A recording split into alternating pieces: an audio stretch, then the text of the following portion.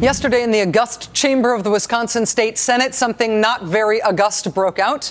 I think the technical term for what happened here is snarling. Oh, thank you. You're out of order. Take your seat. Cullen. Continue the roll call. Cullen. Go ahead. Go ahead. Darling. Ellis. Aye. You there, blocking the television, take your seat. That's what it has been like in Wisconsin this year, ever since Governor Scott Walker proposed his big union stripping bill, threatening, even as he announced it, that he would call out the National Guard if he had to. The governor's actions igniting loud, endless protests day after day for weeks and weeks. The great sleepover in the Capitol Rotunda, school kids and farmers on tractors marching across the state. Back then, you will remember the governor justified taking away union rights in Wisconsin by saying it wasn't a rights issue. He said it was just a money issue. Wisconsin was broke, busted, swimming in red ink. Remember that the union stripping thing was passed as something called the budget repair bill, part of something called the budget repair bill. Wisconsin had an immediate shortfall of $137 million. And Republicans said the first part of fixing that, of repairing that, was to take away union rights. Even then, the explanation seemed a little weird. Public sector unions made financial concessions, but the governor rejected their concessions. Then Republicans in the legislature passed the union stripping thing in a new bill they said had no fiscal impact, even though they had justified it all along by its supposed fiscal impact. The courts are still trying to sort out if passing it that way was legal. But now, this far into the story, a funny thing has happened on Wisconsin's way to the supposed poorhouse. Wisconsin got way less poor, $636 million less poor. Wisconsin, like a lot of states, suddenly finding itself in the happy position of expecting way more tax revenue than they'd previously projected. In Wisconsin, it's $636 million more over the next couple of years. So now can we stop with the union stripping thing? No, we cannot.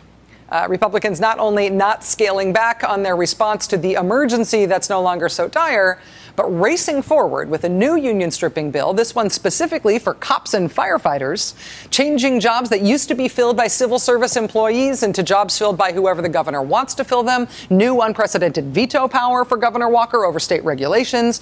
This person, Secretary of State Doug LaFollette, was the last Democrat holding a statewide office in Wisconsin. Republicans are now stripping the power of his office and giving that power to the governor instead.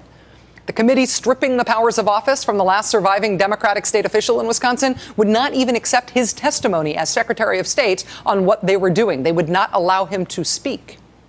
The video we showed you a moment ago, the one of the snarling in the Wisconsin State Senate chambers, concerns what may be Republicans' biggest power grab so far in that state. It's a new bill now on its way to becoming law, which makes it much, much harder to vote in Wisconsin. It nearly triples the time you have to live in a district in order to vote there. It cuts the time for absentee voting in half. It requires you to show a photo ID at the polls. If you vote absentee, you have to Xerox your ID and mail the photocopy in, too. And it's not just any ID that you need. The bill requires a very specific photo ID that hundreds of thousands of Wisconsinites do not have.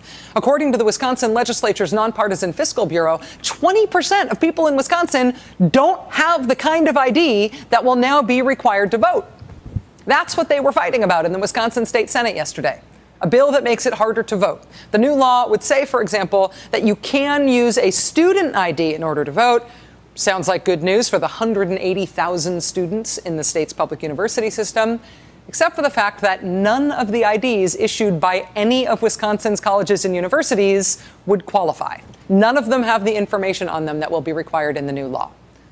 And that's basically the point. The people who are least likely to have the kinds of documents and access to photocopiers that you'll need to be able to vote in Wisconsin now are the poor and the elderly and minorities and students. The people least likely to pass muster under Republicans' new Make It Harder to Vote bill are people who are most likely to vote for the other side, most likely to vote for Democrats. This is voter suppression. It's voter disenfranchisement. This is voter confusion. This is voter restriction.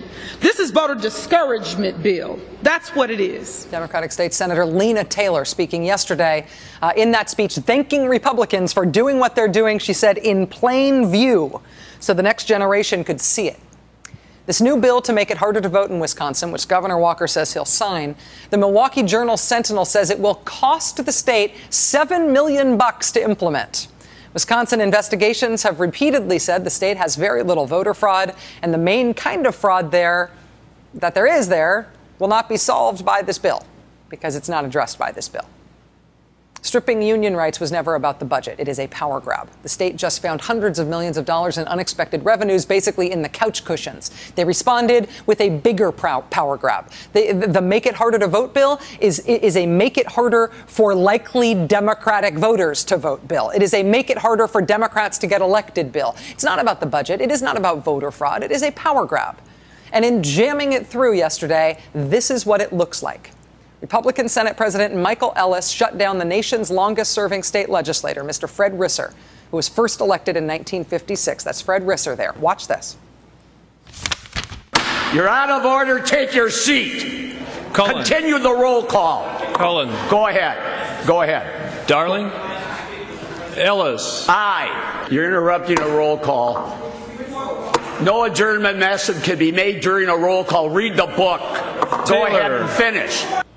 We did not Photoshop the dark glasses and chewing gum onto the Republican Senate president to make him look more cartoonishly evil. He did that himself. We actually called his office to find out if there was a medical reason he was wearing sunglasses while screaming at Fred Risser in the state Senate. They said there was not one. After yesterday's vote, Governor Walker took a moment to savor that victory. He tweeted, quote, "Glad that photo ID bill passed. I authored that bill 10 years ago." Yes, Governor Walker, you do own this one. You have been waiting a long time to pull something like this off.